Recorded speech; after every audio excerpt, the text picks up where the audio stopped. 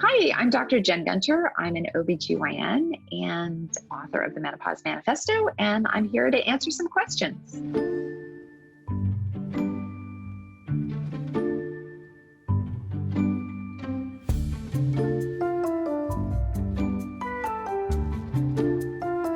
So unfortunately, we don't have enough data on what to sort of expect or for people who are taking testosterone who also have ovaries.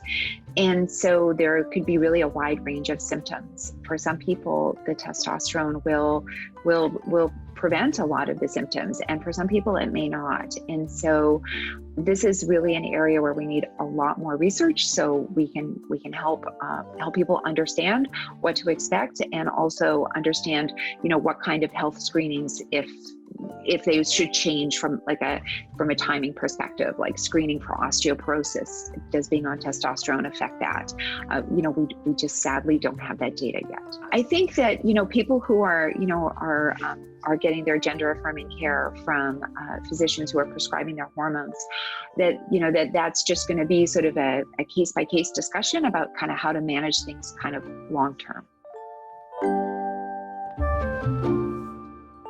So that's a great question. So if you're talking about a hysterectomy, we're just removing the uterus. So we're not talking about the ovaries.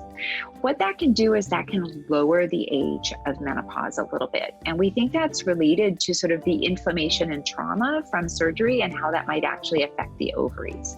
And so just taking the uterus out could slightly lower the age of menopause. And the reason that matters is, one, also, symptoms might start earlier. But the lower your age of menopause, kind of from that average of 51, the greater your risk of having complications related to menopause. So heart disease, osteoporosis, dementia, those are increased with early menopause. Now, that's not a reason, not to have a procedure, but those are things to all consider sort of in sort of your overall healthcare. So for example, if you're going to have a hysterectomy early for whatever reason that may be, then you want to make sure that you're on top of, cholesterol screening and screening for diabetes, and making sure that you're getting enough calcium in your diet and doing weight-bearing exercises. Because the three healthiest things for your menopause are to not smoke, to be doing the recommended amount of physical activity, and also a healthy diet. The one thing that always surprises a lot of people is that hormone levels are not valuable at all in managing menopause. And I think it's hard for people to believe that, because we kind of all equate like testing with caring. Like, if my doctor cared about me, they would just do this test. I think that's how medicine has been sold to many people, right?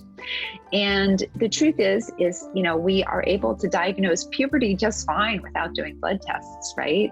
We're able to tell when someone has transitioned from puberty to adulthood, right? Just fine, just by looking back, when you're 21 or 22, you might say, hey, I guess I've stopped growing. And, I guess this is how I'm going to look. And I feel like I guess I'm finally done. I must be through puberty now. But you don't know that until, you're done, right? And so I think that people are shocked when we say, well, you don't need a blood test for menopause, just like you didn't need a blood test for puberty. As long as it's happening at the time when it's supposed to happen. If you think it's happening to you when you're 32, totally different story. Just like if someone was going through puberty at age 4, totally different story. That's not when it should be happening, right? But if something's happening to your body exactly when it should be happening, then that's good. That means your body's actually working as it should be. Yeah, that's a huge failing. So a lot of the data we have is really centered around heterosexual women. Or there's no questions asked at all. So you don't know. But since a lot of the questions, like for example, about sex, are clearly sort of, sound more geared towards a heterosexual coupleship, that, how do these things apply to people in same-sex relationships? And we don't have enough data there to say, and that's a real failing.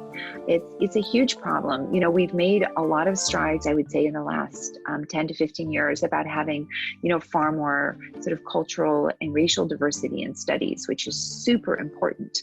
But I still think we're really lacking, sort of with data outside of sort of the heterosexual lens, if you will. And that's something that, that we need to push for.